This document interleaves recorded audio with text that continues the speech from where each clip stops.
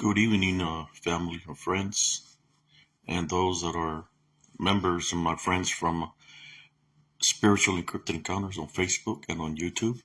How's everybody doing this evening? I know it's kind of late. I'm a night owl. Just wanted to talk to y'all a little bit of the content that I placed on my spiritual groups. The context that I place on my spiritual groups is when I debunk my videos, my live videos that I make when I go investigate. Most of the things that I get out of there, for example, the show reels and pictures, or from my live videos, they're from actual videos. There is no, how should I say, the videos are not tampered with, the show reels are not tampered with. That's evidence that I submit on my groups and the groups that I share. Is I know there are some people that don't want to believe the spiritual aspect of things. That's what I place there. I'm placing the evidence for people to understand about this, what I call disembodied demonic Nephilim, that they're amongst us, they're around in spirit. If y'all noticed the latest video that I placed, if y'all haven't seen it, you can go to Spiritual and Cryptid Encounters on YouTube and subscribe, or you can become a member of my group on Spiritual and Cryptid Encounters on Facebook. I placed two short reels. The first short reel I placed was just one that was in a tree where you could see the form of its face. Some people are saying that that video is messed with. I never messed with the video, so what I did is I placed a longer version of the video where it's two trees and you can see two different things within the trees. Two different things. The reason some other people don't want to see the spiritual aspect out of it, because it goes against the narrative of when somebody's trying to say that a dogman or a Bigfoot is a flesh and blood creature. If it was a flesh and blood creature, it wouldn't have the capabilities to go into a tree or into an object, like should I say ghost-like or disembodied form. It wouldn't have those abilities. Only something that's not here, that's in disembodied form, which just means spirit, will have those capabilities. So it takes out of the perspective of this dogman or Bigfoots having these capabilities, right? Because Bigfoot community, dogman communities, I want to say they were 100% flesh blood creatures, but on the videos that I placed, you can tell that they are not flesh blood creatures, that they are in disembodied form. And when they manifestation means they make an appearance, take an appearance of something. On the appearance that is taken on the show reel that I placed, which looks either demonic or possibly dogman-like, like werewolf-like. You can see the face on the tree, and then on the other tree, on the short reel that I placed, you can see where it's clinging on the tree, where it flew to the tree and it's trying to hide in the tree, but it showed itself. That's why I say to watch the video to the very end.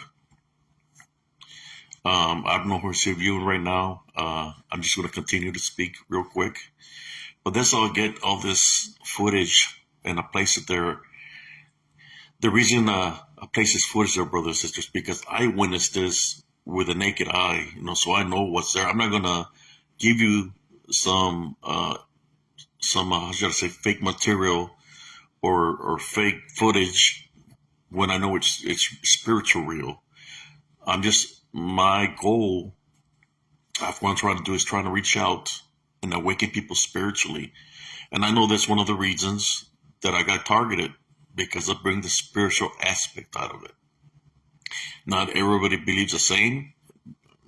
The people that get pissed off, it's because it takes away from the story, right? If I'm proving without a shadow of a doubt that there's creatures, you've seen it, cousin Leonard Zias, the video I posted, you've seen it for yourself. Shapeshifters, it's in our own culture, yes. Ain't never gonna be found, exactly. The deer lady, that's another one that I was talking about. I said a couple of stories of the deer lady that I encountered also. Very beautiful woman from the face, but if you look at the feet, you can see the beastly feet of the deer woman. She tries to distract the people with her beauty, but if you look down to the feet, you'll be able to see it. And if she can take full manifestation, you can see where she's still trying to shapeshift into the back into the beastly form.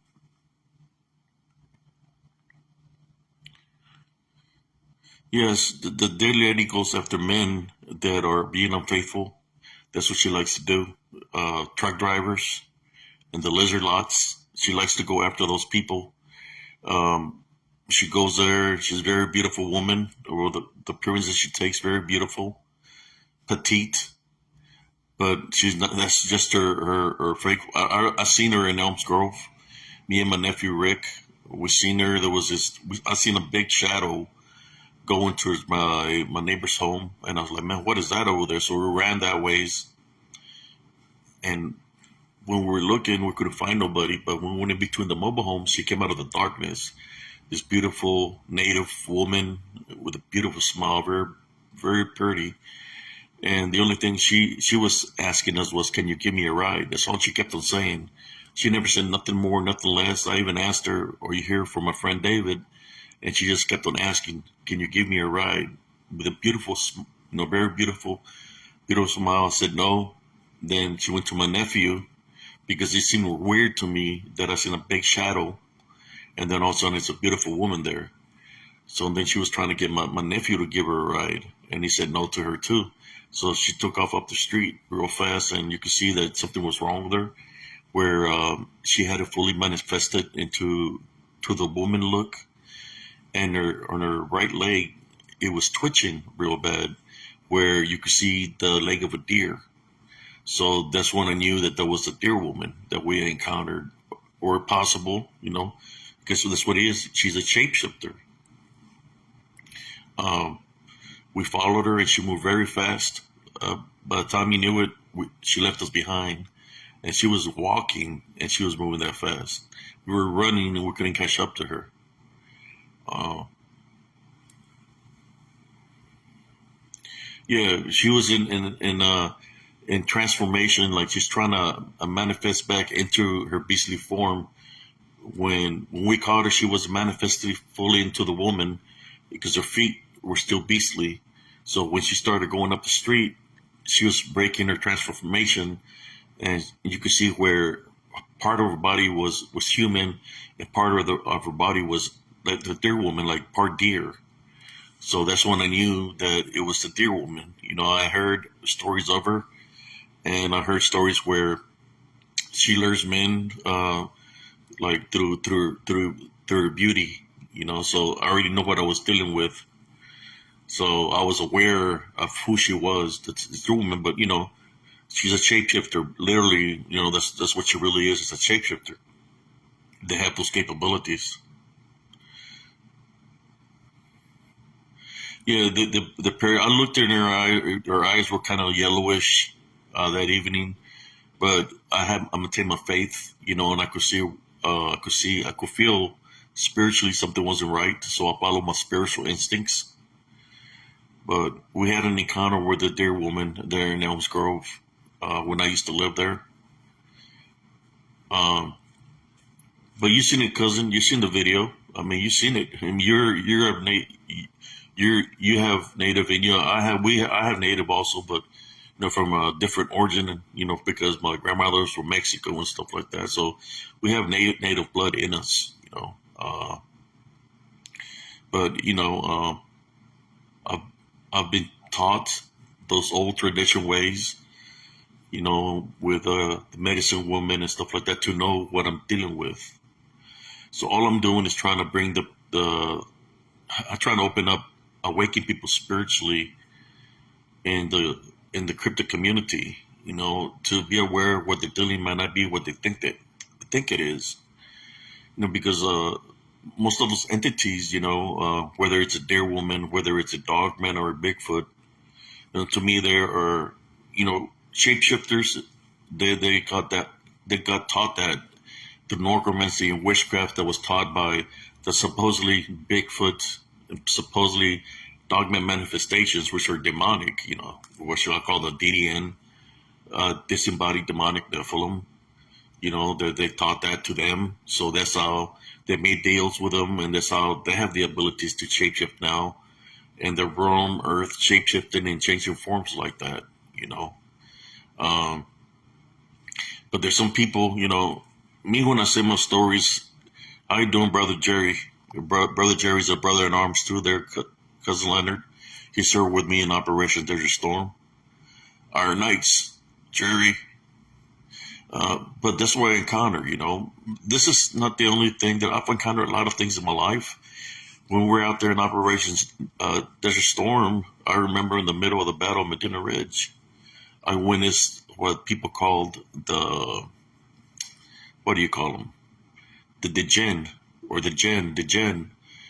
I noticed that out there in the front lines where it was jumping from person to person that had white flags trying to surrender.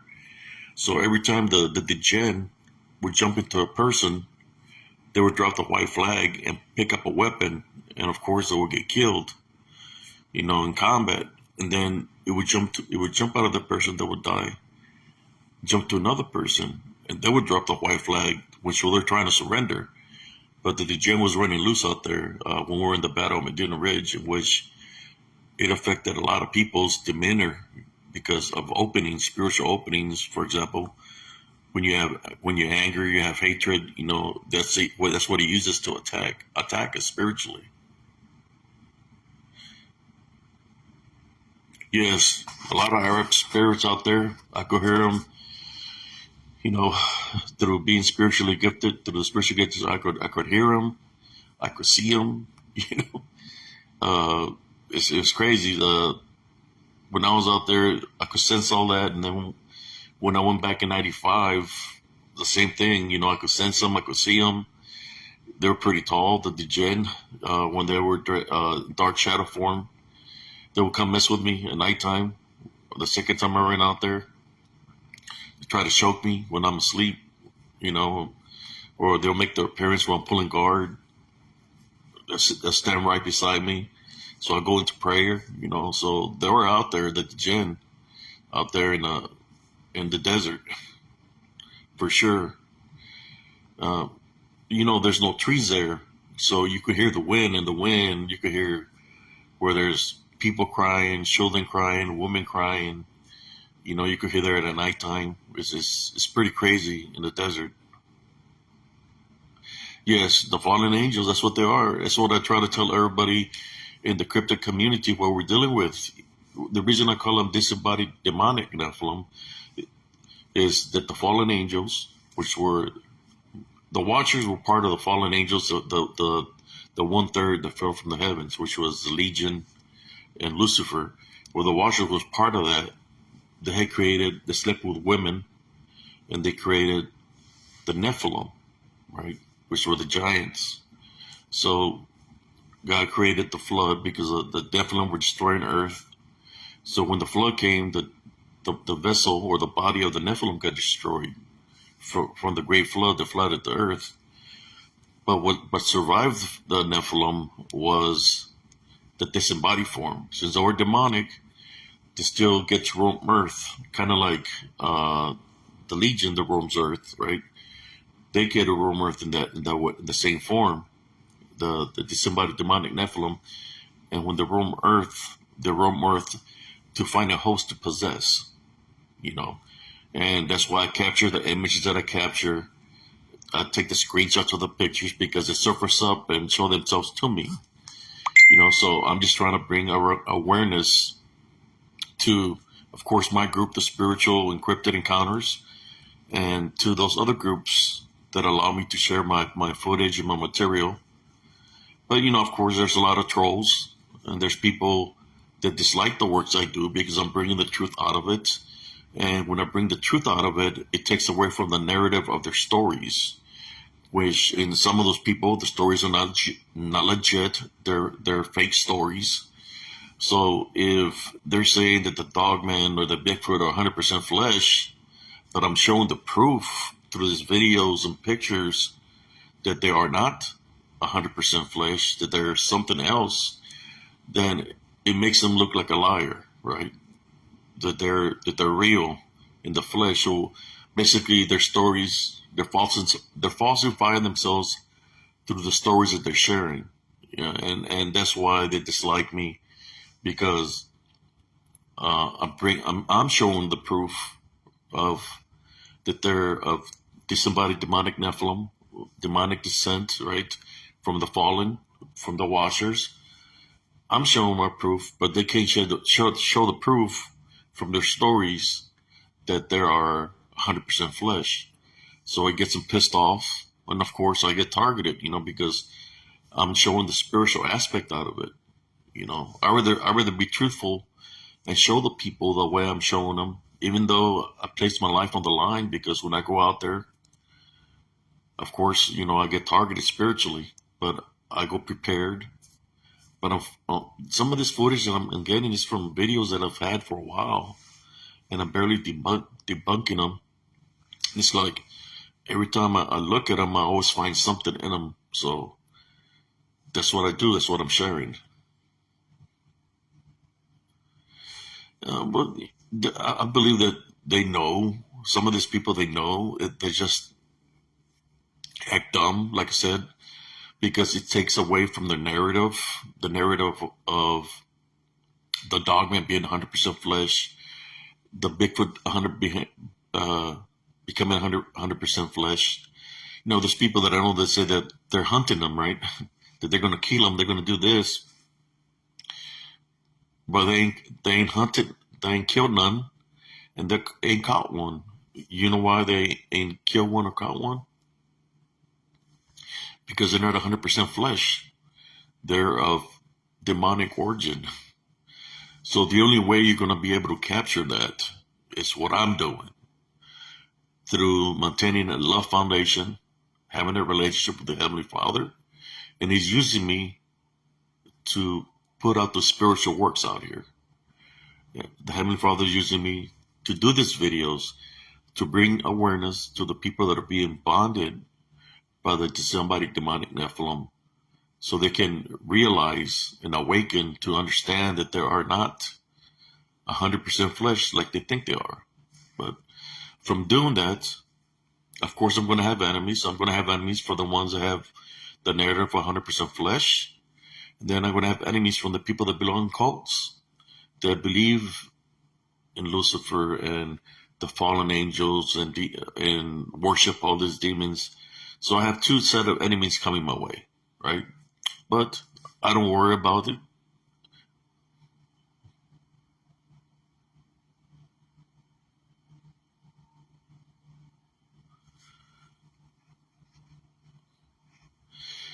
I understand, cousin.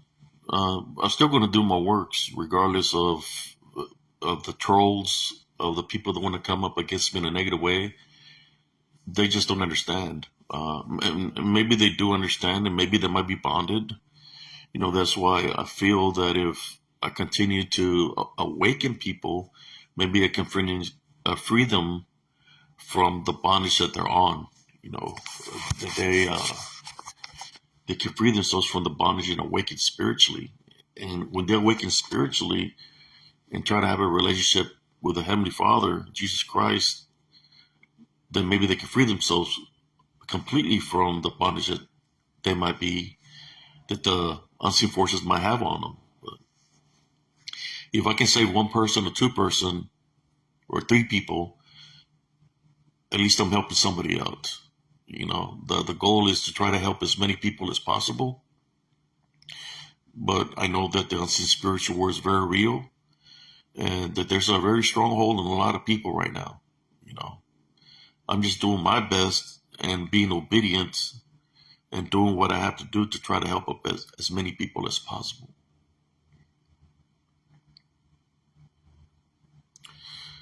Yes, Brother Jerry. This has been all my life. I know me and you, Brother Jerry, I was in the military, but even when I was in the military, remember, I was kind of quiet. I was just always like babysitting everybody, taking care of everybody, because I know I've known about the balance all my life.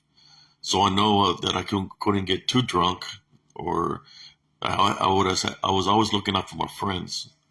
I I let everybody else get drunk, and I put them on my shoulders and take them to the cabs and tell them where to go. I was always looking up for my friends, but this is something that's been with me all my life. And this is what people don't understand. That are in the cryptid community, spiritual community. They don't understand this, but I'm here to bring them understanding. That's why I do the works that I do. Uh, I know there's some people that coming up against me in a negative way, trying to tarnish my reputation as of even being as a soldier. Where I've been. We're veterans. We served our country proudly with heroism, because when you place yourself on the line, a matter of life or death, that's heroism. We've done that, and they try to tarnish my reputation, trying to make me seem like I'm a bad person and all this. I mean, yeah, I'm like, who's not going to get upset if somebody's coming at them in a negative way? Of course you're going to say what you have to say back to them, whether they like it or not. Just like I make these videos, I'm gonna share what I have to share, whether people like what I'm saying or whether they don't like it. I'm gonna put my 2 cents into it.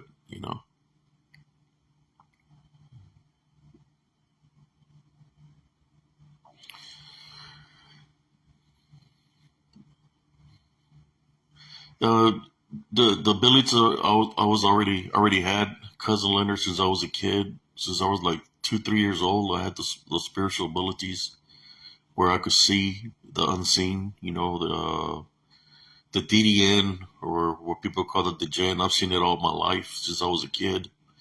I would see it go into people. You could say possess people, where it will be within the person, controlling the person's body, and I could see its manifestation within the person. I've always had the spiritual gift. I just didn't know that I had the ability to rebuke it in Jesus Christ's name. If I were to set my love foundation, that I would be able to do that. But I know now that I'm older, I've been knowing for a while what I can do spiritually.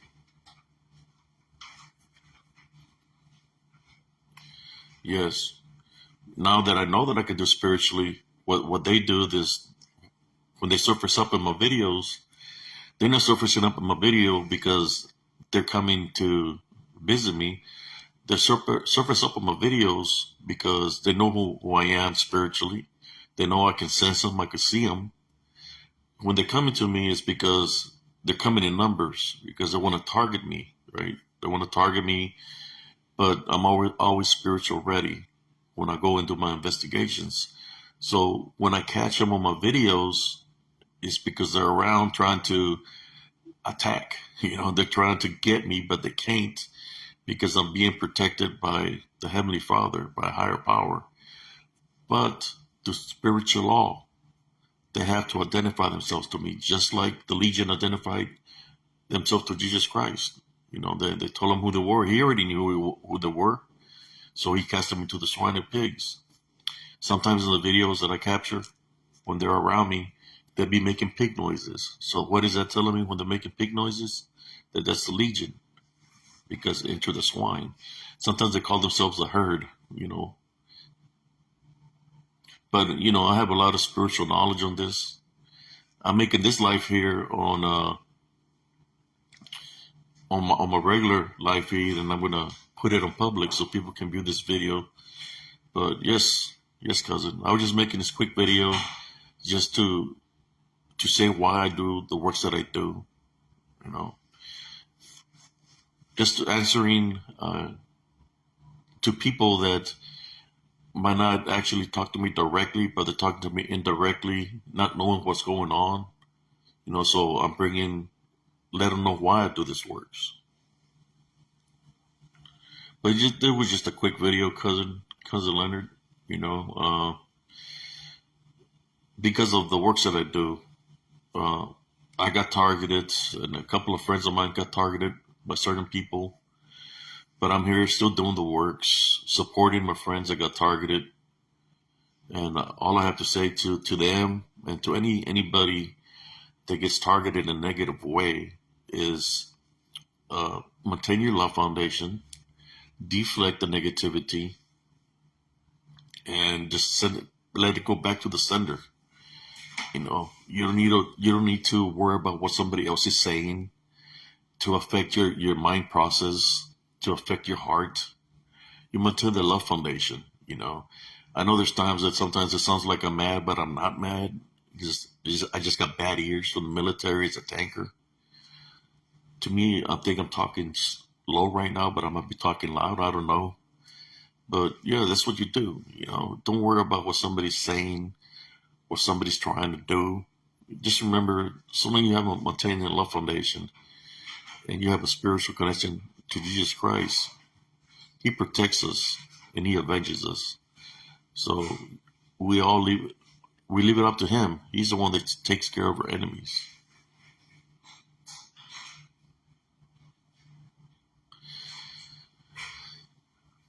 Yeah, but we were there, cousin. I haven't applied for that yet. I need to apply for that. I'm still at 90. Uh, I need to apply for that for the burn pits. Maybe that's what I'll do that soon. I have the paperwork in my drawer.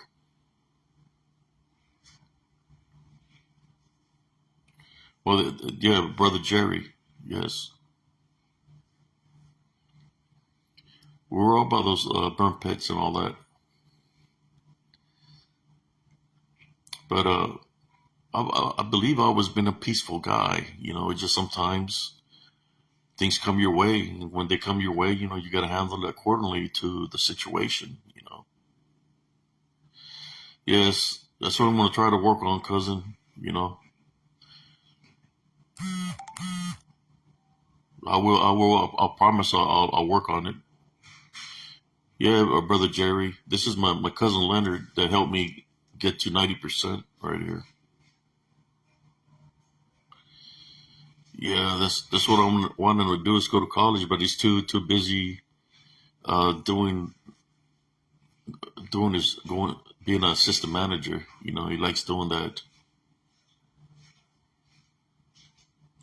Yeah, Jerry.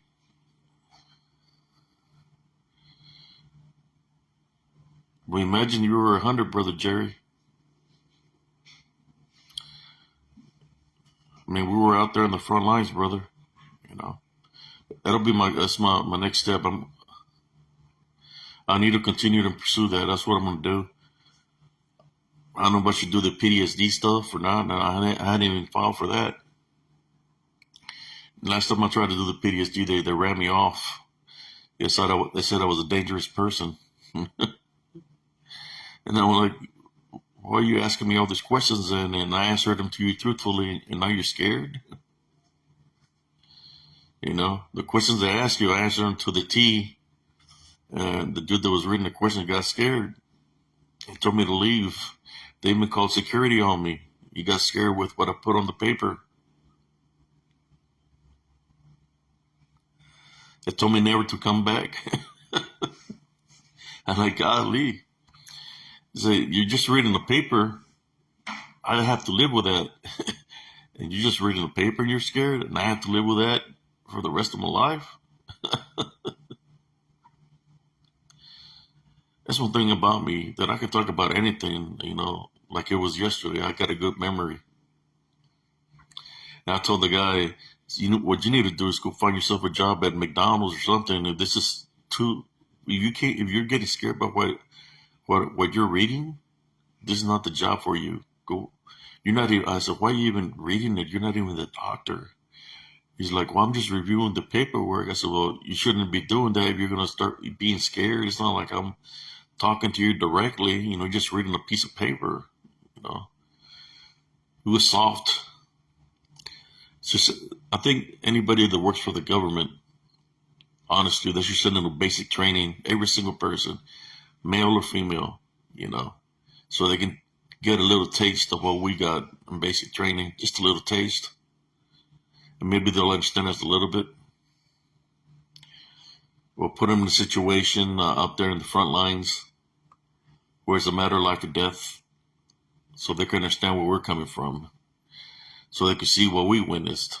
And maybe then they'll understand us and give us what rightfully belongs to us.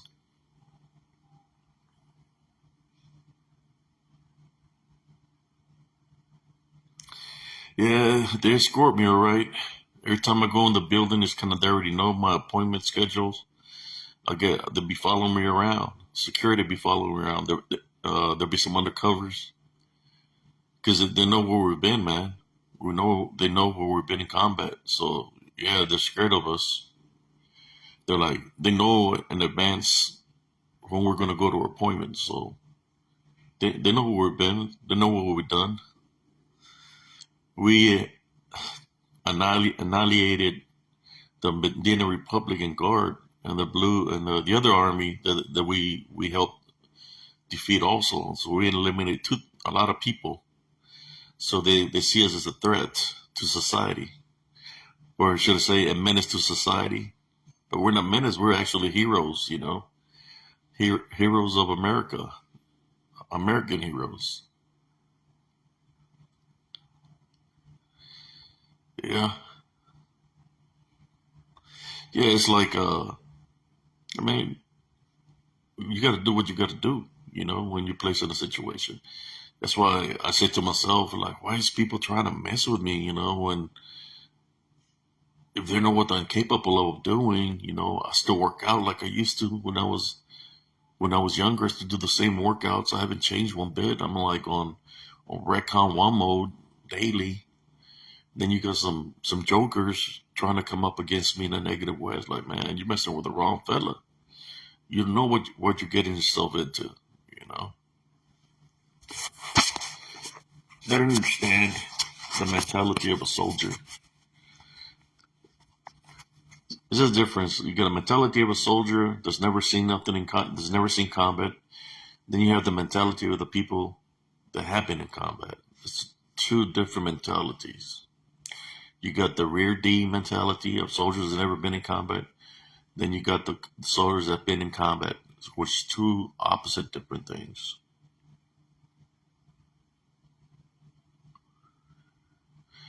Yeah, I'm not worried about that. Said I was just making this video for the night owls, those people that are up at night like me.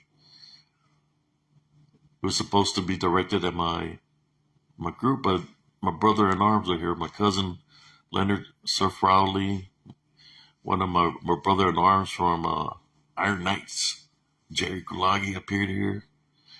That's what the one thing that I understand. There's this people, the brotherhood, from the military, brother in arms. That's a strong bond right there.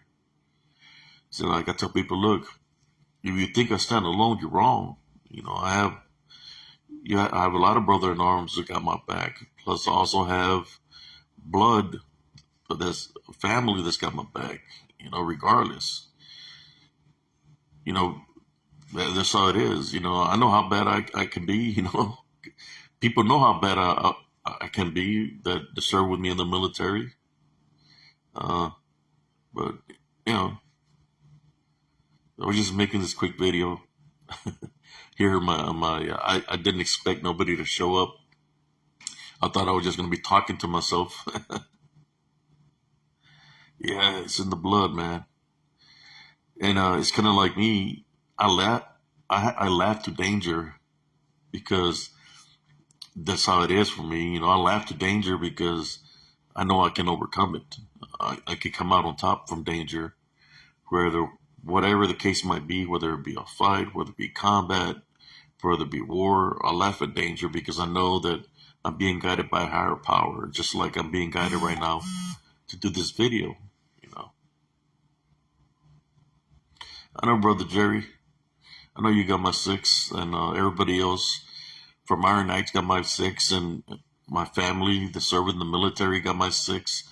My other brother in arms that I serve here on Fort Hood, now it's Fort Cavazos, got my back. And many other people got my back. It's just people never understand the mentality of somebody that's been in combat. But that's life. But yes, I was just talking about my group, Spiritual and Cryptid Encounters. Whoever wants to join, I got it on YouTube also. I'm trying to get to 1,000 subscribers on YouTube. If I can get to 1,000 subscribers on YouTube, then I can do lives on YouTube, and I want to connect to a broader audience. you know, bring the spiritual aspect. That's been my journey for what I faced in Elms Grove. And nobody seen. I came out on This Was So Haunted, season 3, episode 2. Something is out there. That's the series I came on. It was season 1, it was season 3, episode 2 on This Was So Haunted, and it's called Something Is Out There. And of course, I do a lot of podcasts. I'm a lot of podcasts, and I got my groups, Spiritual and Cryptid Encounters, on Facebook and YouTube, and I got short reels on TikTok under Ape CS.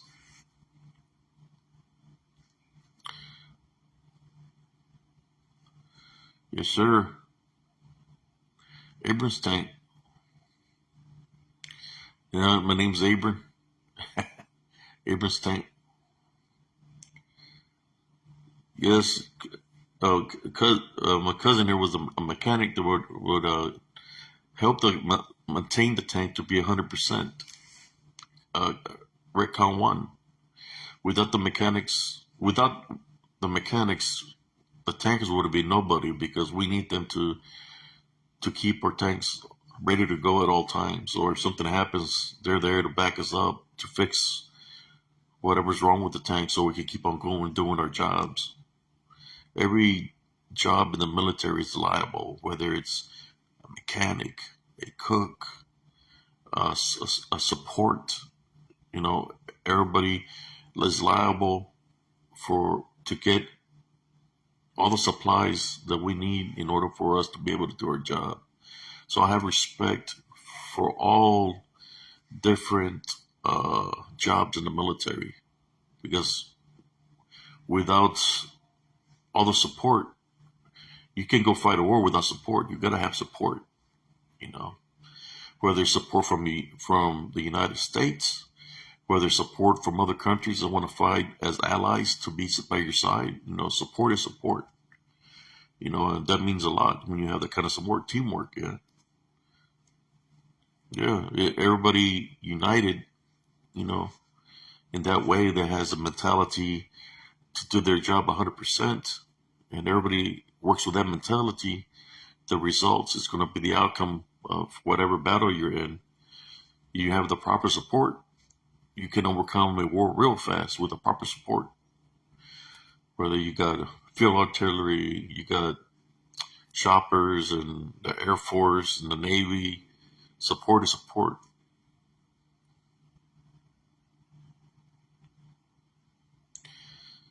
Yep. And then, of course, we've got a lot of people out here pretending there's a lot of stolen valor. Talking about stolen valor, the Battle of Medina Ridge. It was the largest tank battle out there in Operation Desert Storm. I was there in the front lines. Brother Kulagi, Jerry, was there out there too. He was in the front lines too with me. There was the biggest tank battle out there that I was involved in. And we were the front line. There was nothing but sand and the enemy in front of us. Battle Medina Ridge. Look it up. It was the biggest tank battle out there, and it was the fastest war in history. Or should I say, yeah, because we defeated them and that was it. It finished fast. Now, I wish that we could have gone further into Iraq, but we got a ceasefire from President Bush because we had already destroyed most of them, and they didn't want no more carnage, because then it would have been like we were doing things, acts of terrorism or something like that. But it was a war, you know. They should have let us gone all the way. I think if we would have gone all the way, we had the right size army to go and overtake Saddam Hussein at that time. You know, there's nothing that they would have been able to do because they already destroyed all his elite armies. So it would have been easy prey. It's just that they were told ceasefire. Or else the war would have been over a long time ago. If we would have, if we would have been able to go forward after we defeated the Medina Guard and the army that was behind them that we let go because we got the ceasefire, we would have overcome all of Iraq, took it over big time, and we had nobody from the front line died. You know, it's like we still had the army in full force. But our mission was to liberate Kuwait. That was our mission, which we did. That's what people don't understand. That's what our mission was, to liberate Kuwait, which means get rid of the enemy out of their country, and we did do our job. But if you wanted to, it's kind of like we brought the thunder. We still got glory because we liberated Kuwait, but then when the other people went back in Iraq, you know, it was a whole different war because it became urban warfare. So that was a completely different war than what we fought, you know. And I know that it would have gone all the way. They wouldn't have been ready for us, but it wasn't meant for us to be that way. They wouldn't have had, they had to study film for about 20 years, 20 something years, study film for about 20 years just to know what to do. They said, okay, we lost in the desert, in the open desert, so now we're going to have to fight urban. And so they prepared for urban warfare, you know.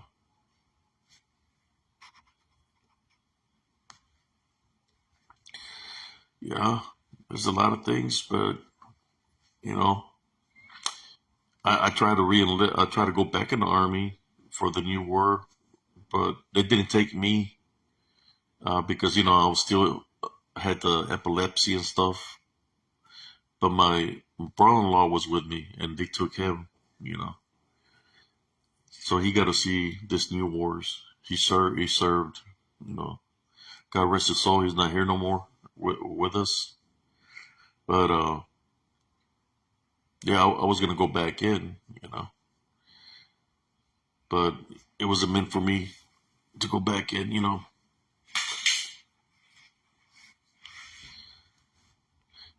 And then some people, you know, want to talk about war, talk about Medina Ridge, what we endured and stuff like that.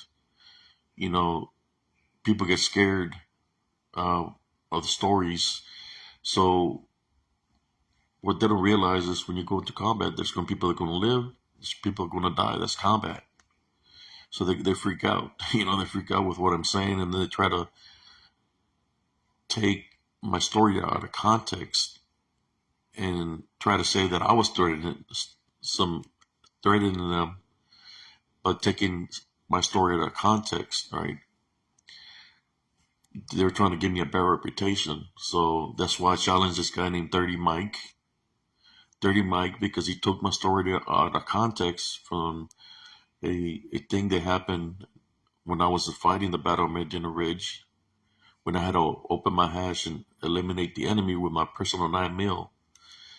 So they took that story out of context and tried to say I was threatening their family, you know, in which they only took certain things I said, but they didn't say they didn't show what I was talking about. So this guy, his name is Michael, what's his name? Michael something, I don't know, from this group called AI, Abnormal Investigations. But, you know, he's a hater, man. So it's kind of like, that didn't work. They were trying to give me a bad rep. You know, I don't know, man. There's just people there's some evil people out there, man, that want to take, what is it? I call them stolen valor. When they say they served the military, there was another guy named is Volt, that he says he served his country and all this crap. And he was lying. He never served the country. So this is people that stolen valor, you know. They want to steal my little limelight, your little limelight. Anybody served a limelight of heroism away from us. So they're pretenders. I mean, shit, I think one of them, that Vault, was even pretending to be a native trying to say he was Native, in which he was stolen valor, and he was lying that he was a Native. That was a lie also. Just some crazy people out there, man. I told him I can show you my DD-214. I know we all have DD-214s of where we've been. I have my old picture, my old ID that I showed evidence. I showed my DD-24 as evidence, DD-214, and my my paperwork and my medals, the certificates where we're at. But even like that, you could show somebody something, but if they hate you, they're still gonna talk crap about you.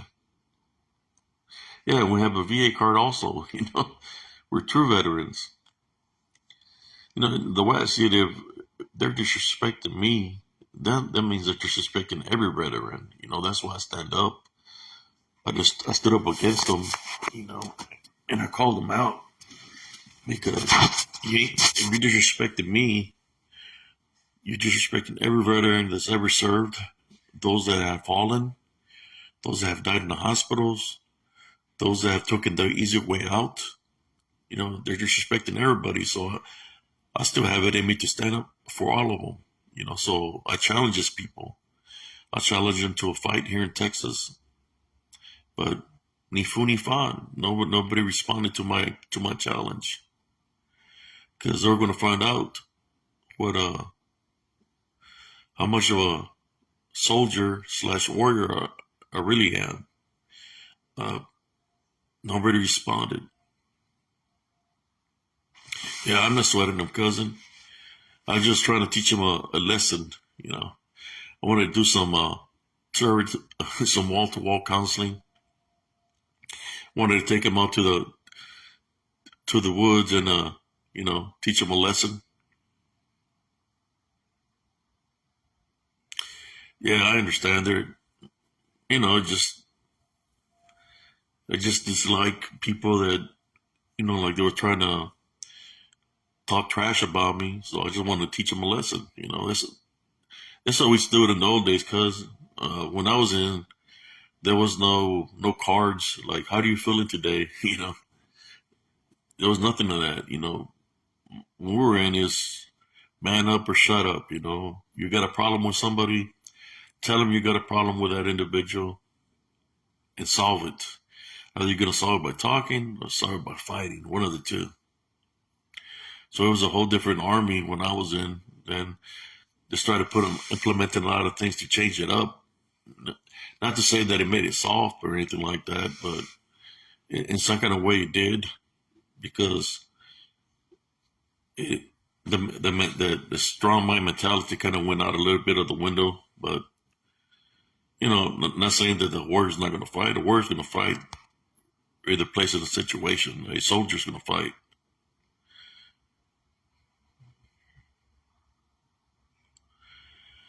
Yeah, yeah. There was one guy pretending he was military, and he was disassembling and assembling a weapon in the video. Like he was like to me like calling me out in a sensible way, and I said, "Well, hey, you want to come to Texas? So I'll show you who I am. Just come to Texas." But it's like the dude was talking to me indirectly. We can tell when somebody's being indirect or directly. But he's the one that was pretending to be a soldier, stolen valor. I knew he was a piece of garbage the first time that I heard him speak. You know, we're good at noticing that.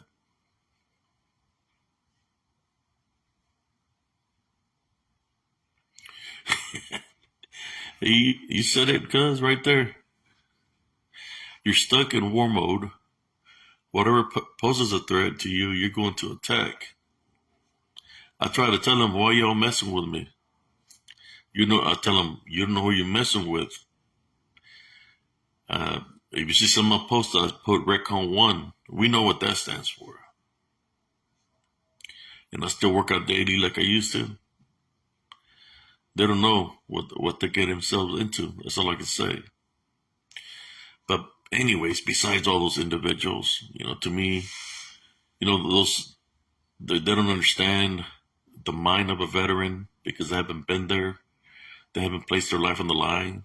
So to me, just because they're disrespecting a veteran and trying to steal their valor, to me, they're cowards. Those kind of people, they're cowards. Yellow belly cowards. They're not a man at all. But that's how I see them, as cowards. I'm talking about this Dirty Mikey. I'm talking about this guy named Vault, or I'll call him Fault, because he's a fault. He's a, they call him Vault, but I call him Fault. Some people call him Vulture. He's the one that doing stolen valor. Pretending to be he served the military, in which he never served the military. It pisses me off, man, because there's a lot of people suffering right now, veterans that really served, and you got people trying to pretend that they were in the military and they never served, and they're trying to deceive people that they're some kind of hero and shit when they never served in the military. Get out of here. The Falternator, he never served the military. There's a lot of people like that in the cryptid community, man. They're falsifying themselves, trying to pretend that they were in the military, they were some kind of war hero, and they never served in their lives. That's shameful, man.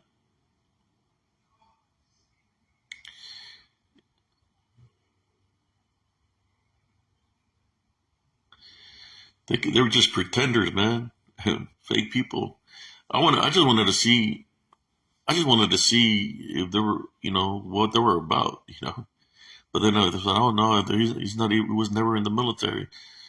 When somebody comes at me and they challenge me or something like that, I just want to see what they're about. It's kind of like see who's got a bigger stick on the shoulder, me or you. You say you can do this and that. Well, let's find out. But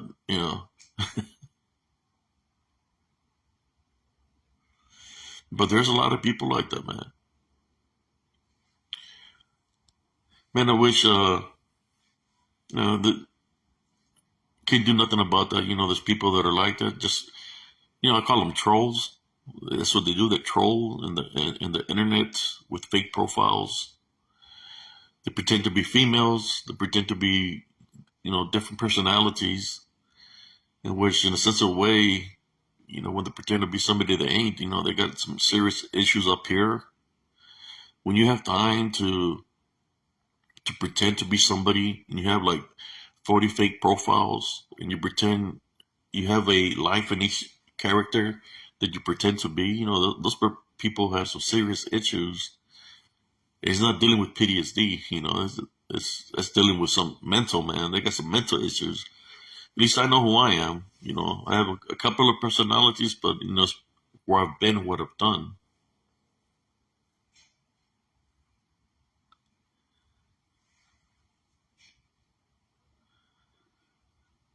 Exactly. How you doing, Sister Catherine? Yeah, they haven't been there to know what's there. Just like once that we've been through it, through the, like cousin Leonard says, through the valley of the shadow of death. Exactly that's what it was. And when you're going through that and you're fighting in the battle and people are losing lives, you see other things that exist in the spiritual realm, that they're there and they're collecting souls. You want to call them soul collectors.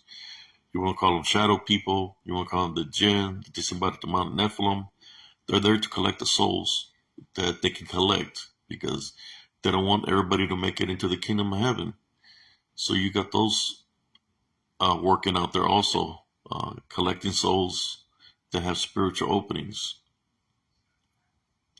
And those same forces are the ones that are working right now within the groups, the cryptid community, paranormal community, spiritual community, trying to cause that to happen also because they don't want people to awaken spiritually to set them free. Wants to keep them bonded.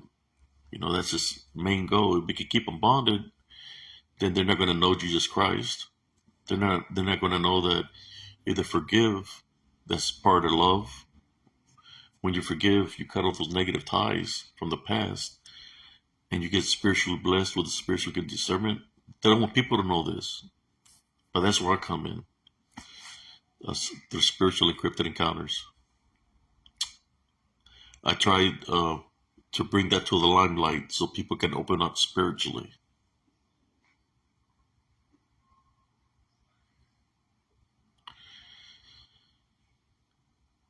Yes, Cousin Leonard, you're correct. Very right on that, cousin. They will never understand us. That's why I could see right through this guy, Volt or Vulture, whatever his name was. I could see right through him that he was fake, And I was telling everybody, hey, this guy, he's fake. He's not real, I don't believe nothing that he's saying. But nobody did believe me, because I've been there. I know when somebody's being real, when somebody's being fake. Then it turned out to be that I was right, He backstabbed a lot of people by falsifying themselves. But I told him right off the bat, this guy is fake. He's not real. Trying to bring awareness to the people. We have that mentality. We can tell. Because where we've been, we can tell when somebody's real and when somebody's full of it, Was that out there, Junior? Where? Turn on the outside light. Where's it? Where?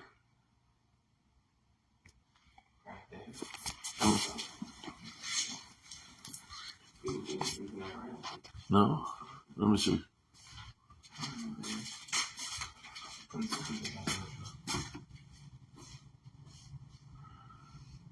So there's a truck outside.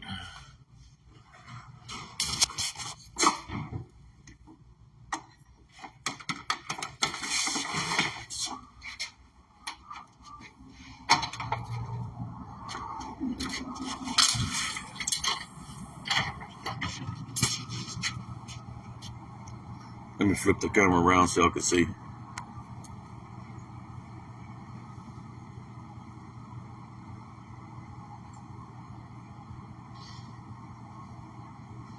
There's somebody out there. I'm seeing what's going on. But nobody breaking into the neighbors.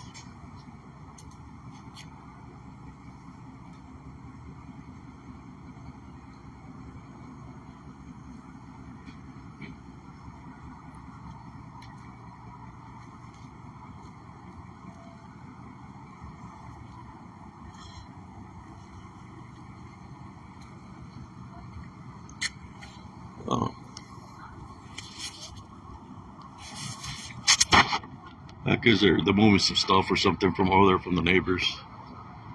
So I wanted to make sure. But yes, brothers and sisters, my brother in arms, my cousin, my blood, my sangre, my brother in arms. Yeah, I could keep on talking and talking, but I don't want to keep y'all too late. Like I said, it was just supposed to be a quick video, and it turned out to be a whole different thing. But sometimes we have to talk about all this, We have to talk about this so people can be aware, the mindset of a soldier. Do you remember, cousin, when I was fighting spiritually in Elms Grove? Because you came to visit me, and I was going through a lot. I was going through things that people don't want to understand. I gave you some words of wisdom. Even though I was fighting spiritually, I was getting hit by all directions. I was getting hit through medications. I was getting hit by this DDN, unseen forces, and I was getting hit by health issues. So you could say I was kind of like Job, at that time. But I was able to overcome all that. That's why I'm here speaking about it.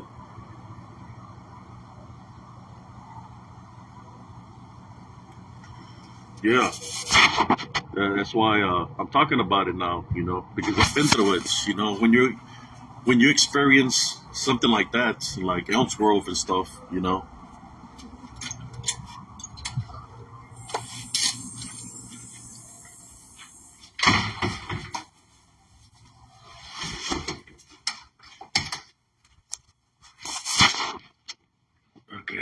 back to the couch. Yeah.